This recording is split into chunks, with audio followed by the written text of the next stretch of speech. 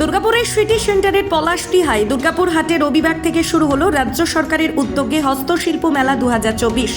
22 দিন ব্যাপী মেলা চলবে বলে জানা গেছে।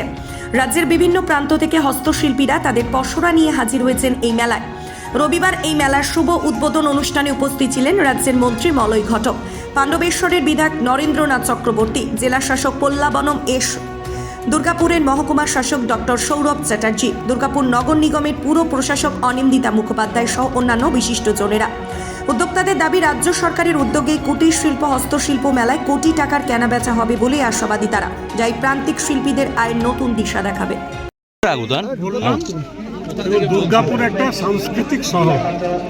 এখানে এবারে রাজ্য মেলা হচ্ছে ক্ষুদ্র ও কুটির শিল্প দপ্তর, এবং এত সুন্দর সুন্দর জিনিসপত্র এখানে বিপণন হচ্ছে। পশ্চিমবঙ্গের বিভিন্ন জেলার যারা আর্টিসিয়ান তারা সব তাদের জিনিসপত্র নিয়ে এসেছে। আশা করি এখানে ভালো তারা বিক্রি করতে পারবে। এবং আমি উদাহরণস্বরূপ বললাম যে গত কয়েক বছর ধরে আসানসোল এবং বর্ধমানে এই মেলাগুলো হয়েছে, প্রতি বছর 5 কোটি 5.5 কোটির বেশি সেল। আশা করি এখানে আরো বেশি বললাম, আশা করি আরো বেশি। মানুষ তো এতে রোজি রোজগারে মানুষ কর্মসংস্থান খুঁজে পাচ্ছে, এটাই তো কর্মসংস্থান।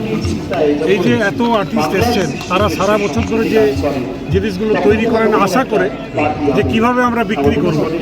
আজকে মাননীয় মুখ্যমন্ত্রী এই যে উদ্যোগ, বিভিন্ন জায়গাতে এই ধরনের মেলা এবং এই বিপণনগুলো বিক্রি করার ব্যবস্থা করে দেয়।